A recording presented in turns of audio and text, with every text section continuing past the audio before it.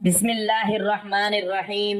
कब्र में मुर्दे को इस तस्बीह की इतनी जरूरत है जैसा कि मछली को पानी की। इस तस्बीह के लिए मुर्दा कब्र में फरियाद करता है। अपने फौत शुदा वालिदैन के लिए लाजमी पढ़ो। मोहतरम नाजरीन, कब्र में मुर्दे को इस तस्बीह की इतनी जरूरत होती है जैसे मछली को पानी की। कब्र की तारीकियों में पड़ा हुआ वो बेबस इंसान जो कल तक हमारे साथ था, हमारे साथ बैठकर खाना खाता था, हंसता बोलता था, आज खामोश है, कुछ कह नहीं सकता। लेकिन उसकी रूह चीख चीख कर पुकारती है कि ऐ मेरे प्यारो, मुझे मत भूलो, मेरे लिए कुछ पढ़ो, मुझे कुछ भेज दो, मेरे लिए कुछ सदका करो, मेरे लिए इस्तगफार करो, मेरे लिए तस्बीह पढ़ो। मुझे रोशनी की जरूरत है, मुझे सवाब की जरूरत है, मेरी कब्र तंग हो गई है, मुझे सुकून नहीं।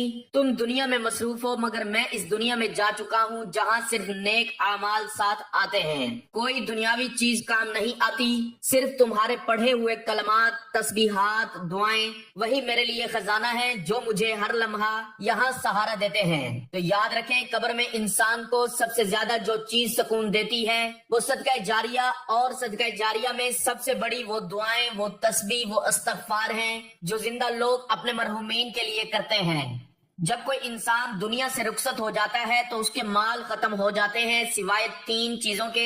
एक नेक औलाद जो दुआ करे, एक इल्म जो फैलाया, एक सदका जारिया। और दुआ सबसे ताकतवर जरिया है जिससे मुर्दे को राहत मिलती है। आपको अंदाजा भी नहीं कि आप चंद लम्हे अपने वालिदैन, दादा दादी, नाना नानी, बहन भाई या किसी भी फौत शुदा अजीज के लिए तस्बीह पढ़ते हैं तो उनकी रूह कितनी खुश होती है। उनकी कब्र रोशन हो जाती है, उनके अजाब में नरमी आती है, उन पर अल्लाह की रहमत नाजिल होती है। जब आप एक तस्बीह पढ़ते हैं तो वो जन्नत के फूलों जैसी खुशबू महसूस करते हैं। जब आप उनके लिए इस्तगफार करते हैं तो फरिश्ते उनके लिए मगफिरत की दुआएं करते हैं। अल्लाह ताला फरमाते हैं, मेरे बंदे ने अपने वालिदैन के लिए दुआ की, मैं उसके वालिदैन को माफ करता हूँ, मैं उसकी कब्र को कुशादा कर देता हूँ, मैं उसे नूर अता करता हूँ। और जो बंदा दूसरों के मरहूमीन के लिए भी दुआ करते हैं, अल्लाह ताला उसके लिए ऐसे फरिश्ते मुकर्रर कर देता है जो उसके मरने के बाद भी उसके लिए दुआएं करते रहेंगे। तो हमें ये समझना चाहिए कि ये दुनिया आजिजी है, कि ये दुनिया आरजी है, यहाँ किसी को हमेशा नहीं रहना। जो आज दुनिया से जा चुके, कल हम भी उनमें शामिल होंगे। आज अगर हम किसी के लिए तस्बीह पढ़ेंगे, कल कोई हमारे लिए पढ़ेगा। आज अगर हम किसी के लिए मगफिरत मांगेंगे तो कल हमारे लिए भी अल्लाह आसानियां पैदा करेगा। जो बोएंगे वही काटेंगे। इसमें रिश्ता, पैसे, शोहरत कुछ काम नहीं आएगा। काम आएगा तो वो वक्त जो हमने अल्लाह की याद में गुजारा, जो हमने लोगों की भलाई में लगाया, जो हमने कब्र में पड़े अपने प्यारों को याद करके दुआओं में गुजारा। तो कब्र में मुर्दा इंसान हर रोज उम्मीद रखता है कि आज कोई मेरे लिए कुछ पढ़ेगा, आज कोई मेरी कब्र पर आएगा, आज कोई मेरे लिए कुरान खोलेगा, आज कोई मेरे लिए इस्तगफार करेगा। लेकिन जब कोई नहीं आता तो वो उदास हो जाता है। लेकिन जब कोई सिर्फ इतना कह दे कि ऐ अल्लाह, वालिदैन को माफ फरमा, तो उस मुर्दे की रूह खुशी से झूम उठती है, उस पर अल्लाह की रहमत नाजिल होती है, उसकी कब्र गुलजार बन जाती है। दुनिया की जिंदगी अगरचे वक्ती है मगर इंसान का असल और अब्दी मकाम इस दुनिया से पर्दा करने के बाद शुरू होता है। कब्र यही वो मकाम है जिसे नबी करीम सल्लल्लाहु अलैहि वसल्लम ने फरमाया, कब्र आखिरत के मराहिल में से सबसे पहला मरहला है। अगर इंसान इसमें कामयाब हो गया तो बाद के मराहिल आसान हो जाएंगे, और अगर इसमें नाकाम हो गया तो बाद के सब मराहिल मजीद सख्त हो जाएंगे। कब्र जहां इंसान मुकम्मल तन्हाई में दाखिल होता है, ना कोई रिश्तेदार साथ होता है, ना कोई दोस्त, ना दौलत, ना मकाम, ना इक्तदार, सिर्फ उसके आमाल साथ जाते हैं। ये एक ऐसी हकीकत है जिसे हर इंसान मानता तो है मगर भूल कर जीता है। आज हम दुनिया के दिलफरेब झमेलों में इस कदर मशगूल हो गए हैं कि हमें अपने वालिदैन, अपने बुजुर्गों, यहाँ तक के खुद अपनी मौत और कब्र की तैयारी का होश नहीं। वालिदैन जिन्होंने हमें अपने हाथों से पाला, रातों को जाग कर दुआएं दी, जिंदगी भर हमारे लिए कुर्बानियां दी, मगर जब वो दुनिया से रुखसत होते हैं हम उन्हें सिर्फ कब्र की मिट्टी में दफन करके समझते हैं कि हमारा फर्ज मुकम्मल हो गया।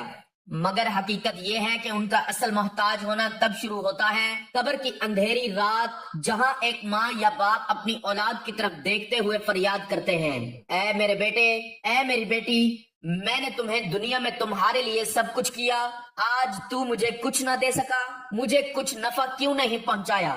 موت کے بعد انسان کی حالت ایسی ہو جاتی ہے کہ وہ کسی بھی نیکی کا محتاج ہوتا ہے۔ نبی کریم صلی اللہ علیہ وآلہ وسلم نے فرمایا، جب انسان مر جاتا ہے تو اس کے تمام اعمال منقطع ہو جاتے ہیں سوائے 3 کے: صدقہ جاریہ، ایسا علم جس سے فائدہ اٹھایا جائے، اور نیک اولاد جو اس کے لیے دعا کرے۔ اسی نیکی میں ایک خاص تسبیح ہے جس کی حاجت قبر میں پڑے ہوئے مردے کو مچھلی کے لیے پانی سے بڑھ کر ہوتی ہے۔ یہ وہ کلمات ہیں جو قبر میں روشنی، سکون، فرشتوں کی نرمی اور عذاب سے نجات کا ذریعہ بنتے ہیں۔ جب انسان قبر میں اکیلا پڑا ہوتا ہے، ہر طرف مٹی، تاریکی، فرشتوں کے سوالات، اعمال کا وزن، وہاں یہ خاص تسبیح اس کے ساتھ نور بن کر موجود ہوتی ہے۔ نبی کریم صلی اللہ علیہ وآلہ وسلم نے فرمایا، قبر یا تو جنت کے باغیچوں میں سے ایک باغ ہے یا جہنم کے گڑھوں میں سے ایک گڑھا ہے۔ سوال یہ پیدا ہوتا ہے، وہ کون سی تسبیح ہے؟ کیا وہ واقعی قبر میں عذاب سے نجات دلا سکتی ہے؟ کیا وہ تسبیح مرنے والوں کو تحفہ میں دی جا سکتی ہے؟ کیا وہ تسبیح ہمیں بھی زندگی میں فائدہ دے سکتی ہے؟ کیا قرآن و حدیث میں اس کا ذکر موجود ہے؟ یہ تمام سوالات اور ان کے دلائل قرآن و سنت، احادیث صحیحہ اور اولیاء کرام کے تجربات و نصائح کی روشنی میں اس تفصیلی مضمون میں پیش کیے جائیں گے تاکہ نہ صرف ہمیں علم حاصل ہو بلکہ عمل کی رغبت بھی پیدا ہو۔ دنیا کی یہ زندگی اگرچہ ہماری نگاہوں میں بہت قیمتی نظر آتی ہے، لیکن حقیقت میں یہ ایک عارضی اور وقتی قیام گاہ ہے۔ اللہ تعالیٰ نے قرآن مجید میں فرمایا، کل نفس ذائقۃ الموت، یعنی ہر نفس کو موت کا ذائقہ چکھنا ہے۔ انسان اپنی زندگی کی رنگینیوں میں کھو کر اس اٹل حقیقت کو اکثر بھول جاتا ہے۔ وہ بھول جاتا ہے کہ ایک دن وہ بھی مٹی میں دفن کر دیا جائے گا، جہاں نہ ماں ساتھ ہوگی، نہ باپ، نہ بھائی، نہ دوست، نہ مال و دولت، نہ شہرت و طاقت۔ ساتھ جائے گا تو صرف اس کا عمل۔ قبر وہ مقام ہے جہاں انسان کا اصل سفر شروع ہوتا ہے۔ یہی وہ وجہ ہے کہ رسول اکرم صلی اللہ علیہ وآلہ وسلم نے فرمایا، یعنی قبر آخرت کی منازل میں سے سب سے پہلی منزل ہے۔ اگر انسان اس سے بچ گیا تو باقی سب آسان ہو جائیں گی، اور اگر اس میں ناکام ہوا تو بعد کی سب سخت ہو جائیں گی۔ ہم جب اپنے کسی پیارے کو قبر میں اتارتے ہیں تو ظاہراً سمجھتے ہیں کہ بس اب اس کی ذمہ داری ختم ہو گئی، مگر حقیقت تو یہ ہے کہ اسی لمحے اس کی اصل حاجت شروع ہوتی ہے۔ وہ تنہائی، وہ تاریکی، وہ فرشتوں کی آمد، وہ سوالات، وہ اعمال کا وزن، وہ قبر کی تنگی اور گرمی۔ ایسے میں ایک ایسا عمل ہے جو قبر میں پڑے انسان کے لیے سب سے زیادہ نفع بخش ہوتا ہے، وہ ہے تسبیح۔ ایک خاص تسبیح جس کی اہمیت حدیث میں یوں بیان کی گئی کہ مردہ قبر میں اس تسبیح کی فریاد کرتا ہے، بالکل ایسے جیسے مچھلی پانی کے لیے تڑپتی ہے۔ یہ تسبیح نہ صرف اس کی تنہائی میں روشنی بنتی ہے بلکہ عذاب سے بچاؤ، فرشتوں کی نرمی اور سکون قلب کا سبب بھی بنتی ہے۔ ہمیں یہ سوچنا چاہیے کہ آج اگر ہمارے ماں باپ، دادا دادی، نانا نانی یا کوئی عزیز دنیا سے رخصت ہو چکے ہیں تو کیا ہم نے ان کے لیے کچھ کیا؟ کیا ہم نے ان کی قبر کی تنہائی میں ان کے لیے کوئی سہارا بھیجا؟ کیا ہم نے ان کے لیے قرآن کی کوئی آیت یا کوئی دعا یا وہ تسبیح پڑھی جس کی وہ فریاد کرتے ہیں؟ ناظرین یاد رکھیں، آپ کو زیادہ کچھ نہیں کرنا، صرف روز وقت نکال کر ایک تسبیح پڑھنی ہے، خلوص دل سے، نیت کے ساتھ کہ اے اللہ، یہ میرے والد، میری والدہ، میرے دادا دادی، میرے عزیزوں کے لیے۔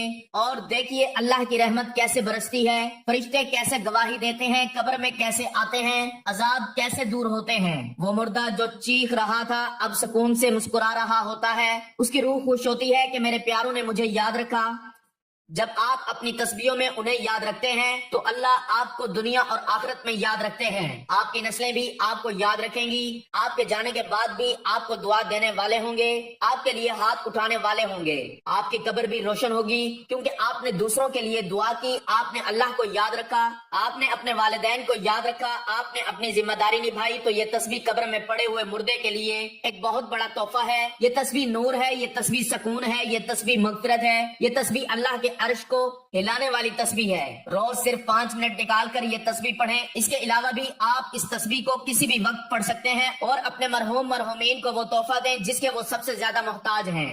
حضرت محمد صلی اللہ علیہ وآلہ وسلم نے فرمایا کہ میں ایسے کلمات جانتا ہوں کہ جو یہ کلمات پڑھ لے تو اس پر قبر اور جہنم کا عذاب اٹھا لیا جائے گا، قبر اس کے لیے راحت بن جائے گی اور جہنم کے دروازوں پر اس کے لیے مکفل لگا دیا جائے گا۔ جنت کے 8 دروازے اس بندے کے لیے کھول دیے جائیں گے جو مرد یا عورت اس اسم اعظم کے ذریعے، ان کلمات کے ذریعے اللہ سے دعا مانگتا ہے تو اللہ اس کی اس دعا کو ضرور قبول فرماتا ہے، اس کو وہ چیز عطا کر دی جاتی ہے جس کا وہ اللہ سے سوال کرتا ہے۔ تو دنیا اور آخرت دونوں میں یہ کلمات آپ کے لیے بے حد ضروری ہیں۔ قبر کی حقیقت کو سمجھنا ہر مومن کے لیے ضروری ہے۔ جب انسان دنیا کی زندگی سے کوچ کرتا ہے تو قبر اس کے لیے پہلا پڑاؤ بنتی ہے۔ اللہ تعالیٰ قرآن مجید میں فرماتا ہے وَمِن وَرَائِهِمْ بَرْزَخٌ إِلَى يَوْمِ يُبْعَثُونَ، یعنی ان کے پیچھے ایک پردہ برزخ ہے جو قیامت کے دن تک قائم رہے گا۔ برزخ وہ درمیانی عالم ہے جو دنیا اور آخرت کے درمیان ہے۔ انسان کے مرنے کے بعد اس کی روح اس برزخی دنیا میں منتقل ہو جاتی ہے اور اس کی قبر اس کے لیے یا تو جنت کے باغوں میں سے ایک باغ بن جاتی ہے یا جہنم کے گڑھوں میں سے ایک گڑھا۔ نبی کریم صلی اللہ علیہ وآلہ وسلم نے فرمایا قبر آخرت کی منازل میں سب سے پہلی منزل ہے۔ اگر اس میں کامیابی ہو جائے تو باقی مراحل آسان ہو جائیں گے اور اگر اس میں ناکامی ہوئی تو باقی مراحل مزید سخت ہو جائیں گے۔ قبر کے اندر انسان سے منکر و نکیر فرشتے سوال کرتے ہیں تیرا رب کون ہے، تیرا دین کیا ہے، تجھے اس شخص محمد صلی اللہ علیہ وآلہ وسلم کے بارے میں کیا علم ہے۔ اگر انسان ایماندار، نیک عمل والا اور اللہ کی عبادت میں سچا ہوتا ہے تو وہ ان سوالات کا جواب دیتا ہے اور فرشتے اس پر رحمت نازل کرتے ہیں۔ اس کی قبر کو کشادہ کر دیا جاتا ہے، اس کے لیے جنت کا بستر بچھایا جاتا ہے اور جنت کی ہوا اس تک پہنچتی ہے۔ لیکن اگر وہ کافر یا منافق ہو یا گناہوں میں ڈوبا ہوا ہو تو وہ جواب نہ دے پائے گا۔ اس پر قبر تنگ کر دی جائے گی، مارا جائے گا، سانپ اور بچھو اس کو ڈستے رہیں گے اور قبر اس پر آگ کی مانند بند ہو جائے گی۔ قبر کے عذاب کی وجوہات: نماز نہ پڑھنا، زکوٰۃ نہ دینا، غیبت اور چغلی کرنا، جھوٹ بولنا، پاکی کا خیال نہ رکھنا، خصوصاً پیشاب سے، ظلم کرنا۔ قرآن میں بھی اللہ تعالیٰ نے ظالموں اور کفار کے لیے عذاب قبر کا ذکر فرمایا ہے، یعنی وہ آگ کے سامنے صبح و شام لائے جاتے ہیں اور جب قیامت قائم ہوگی تو آل فرعون کو سخت ترین عذاب میں داخل کیا جائے گا۔ اس لیے صحابہ کرام رضی اللہ تعالیٰ عنہم اور اولیاء اللہ اپنی زندگی میں سب سے زیادہ فکر قبر کی کرتے تھے۔ حضرت عثمان رضی اللہ تعالیٰ عنہ جب قبر کے پاس سے گزرتے تو اتنا روتے کہ داڑھی تر ہو جاتی۔ کسی نے پوچھا کہ آپ جنت و دوزخ کے ذکر پر اتنا نہیں روتے جتنا قبر کے ذکر پر؟ تو فرمایا قبر آخرت کی سب سے پہلی منزل ہے، اگر انسان اس سے بچ گیا تو باقی سب آسان ہے اور اگر یہاں ناکام ہو گیا تو باقی سب سخت ہے۔ یہی وجہ ہے کہ ہر مسلمان کو چاہیے کہ وہ اپنی قبر کی تیاری کرے اور اپنے مرحومین کی قبروں کی نرمی اور سکون کے لیے دعائیں، صدقات اور خصوصاً تسبیحات کو معمول بنائے۔ کیا ہم نے کبھی سوچا کہ ہمارے ماں باپ جو اب اس دنیا میں نہیں رہے، ان کی قبر کی تاریکی میں وہ کس شدت سے ہماری دعاؤں، تسبیح اور قرآن خوانی کے منتظر ہوں گے؟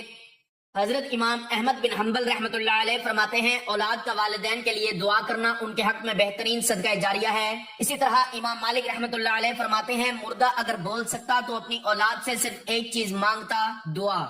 حضرت علی کرم اللہ وجہ الکریم کا قول ہے نیک اولاد مرنے والے کے لیے جنت کا دروازہ بن جاتی ہے۔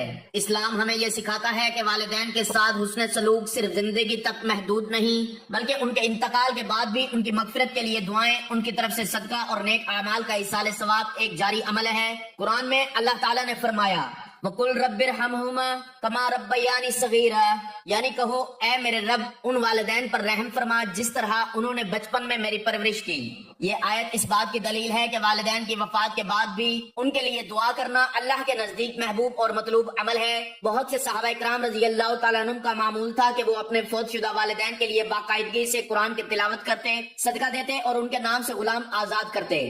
حضرت سعد بن عبادہ رضی اللہ تعالیٰ عنہ نے نبی کریم صلی اللہ علیہ وآلہ وسلم سے پوچھا یا رسول اللہ میری والدہ کا انتقال ہو گیا ہے، اگر میں ان کی طرف سے صدقہ دوں تو کیا ان کو فائدہ ہوگا؟ نبی صلی اللہ علیہ وآلہ وسلم نے فرمایا نعم، یعنی ہاں۔ تو انہوں نے ایک کنواں کھدوایا جو آج بھی مدینہ منورہ کے اطراف میں موجود ہے۔ بس اگر ہم چاہتے ہیں کہ ہمارے والدین کی قبریں نور سے بھر جائیں، ان پر عذاب قبر کا سایہ نہ آئے اور انہیں سکون اور راحت حاصل ہو، تو ہمیں ان کے لیے ایسی تسبیح پڑھنی چاہیے جو نبی کریم صلی اللہ علیہ وآلہ وسلم نے محبوب قرار دی ہو، ایسی تسبیح جو قبر میں مردے کے لیے نجات کا ذریعہ بنے۔ ناظرین، آپ نے عمل کچھ اس طرح کرنا ہے کہ سب سے پہلے آپ نے درود پاک پڑھنا ہے۔ ثواب کے طور پر ایک مرتبہ میرے ساتھ بھی درود پاک پڑھ لیں۔ اللہم صلی علی محمد وعلی آل محمد کما صلیت علی ابراہیم وعلی آل ابراہیم انکا حمید مجید۔ اللہم بارک علی محمد وعلی آل محمد کما بارکت علی ابراہیم وعلی آل ابراہیم انکا حمید مجید۔ درود پاک پڑھنے کے بعد آپ نے یہ کلمات پڑھنے ہیں، یعنی یہ تسبیح پڑھنی ہے جن کی ہمیں اور خاص طور پر مردوں کو جب اس دنیا سے جا چکے ہیں ان کو اشد ضرورت ہے۔ لا الہ الا اللہ الملک الحق المبین، لا الہ الا اللہ الملک الحق المبین 100 بار آپ نے یہ تسبیح پڑھنی ہے۔ جب آپ یہ تسبیح پڑھ لیں آپ نے 33 بار یہ کلمات پڑھنے ہیں، استغفر اللہ العظیم و اتوب الیہ۔ آخر میں پھر آپ نے درود پاک پڑھنا ہے۔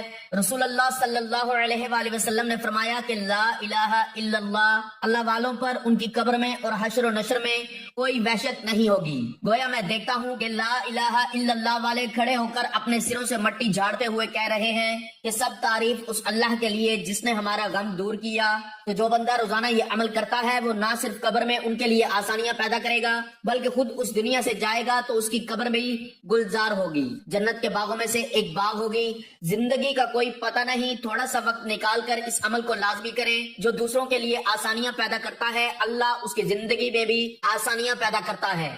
تو آپ اس عمل کو لازمی کریں۔ اس کے علاوہ کسی بھی نماز کے بعد آپ یہ عمل کر سکتے ہیں۔ اسے شیئر کریں، ویڈیو کو لائک کریں، چینل کو سبسکرائب کریں۔ دعا ہے اللہ تعالیٰ نیکی کی بات کو سننے سمجھنے اور اس پر عمل کرنے کی توفیق عطا فرمائے۔ میرا سنانا اور آپ کا سننا اپنی بارگاہ میں قبول و منظور فرمائے، آمین۔ ناظرین گزارش ہے کہ اللہ تعالیٰ کے 99 ناموں میں سے کوئی ایک نام لکھ کر کمنٹس میں ضرور شیئر کریں۔ اللہ تعالیٰ ہم سب کا حامی و ناصر ہو، آمین۔ جزاک اللہ۔